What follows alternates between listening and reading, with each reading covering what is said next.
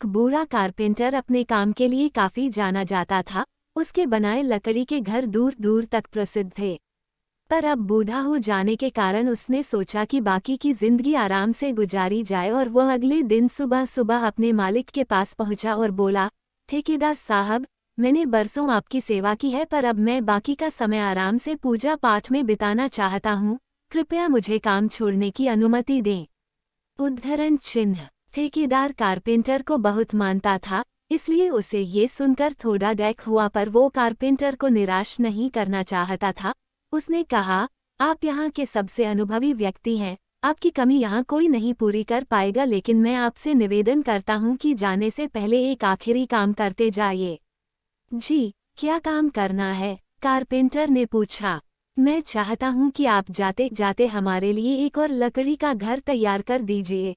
ठेकेदार घर बनाने के लिए जरूरी पैसे देते हुए बोला।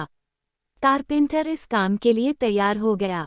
उसने अगले दिन से ही घर बनाना शुरू कर दिया, पर ये जानकर कि ये उसका आखिरी काम है और इसके बाद उसे और कुछ नहीं करना होगा, वो थोड़ा ढीला पड़ गया। पहले जहां वह बड़ी सावधानी से लकड़ियां चुनता और काटता था, अब बस काम चालाऊ तरीके से ये सब करने लगा। कुछ एक हफ्तों में घर तैयार हो गया और वो ठेकेदार के पास पहुंचा।